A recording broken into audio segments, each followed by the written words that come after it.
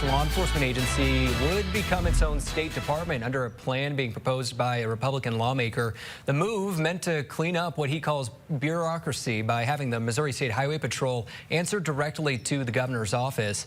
Missouri Capitol Bureau Chief Joe McClain has more from Jefferson City tonight. The Missouri State Highway Patrol has been part of the Department of Public Safety for the last 50 years since the Reorganization Act of 1974. Now, though, State Representative Jeff Myers, who served 30 years with the patrol before retiring, says that agency needs to answer directly to the governor. The colonel being able to talk directly to the governor, I think, is an important piece of eliminating bureaucracy and trying to streamline the function of government. That's why State Representative Jeff Myers filed a bill and a resolution to tweak the Constitution.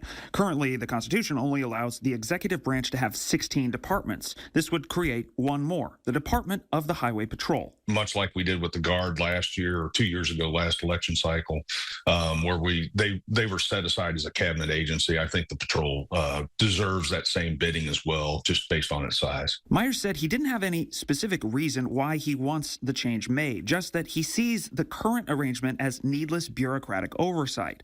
I asked the department's outgoing director, Sandy Karsten, about the idea.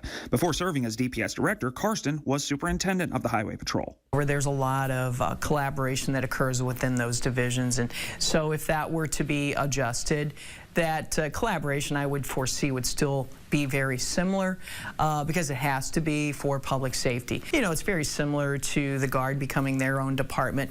The work and the partnership with the Guard that public safety has continues. Myers said the plan would not require any additional state funds, but would require a statewide vote in order to allow the new government agency to be created. Lawmakers are set to start the next session on January 8th. In Jefferson City, Joe McClain, First Alert 4.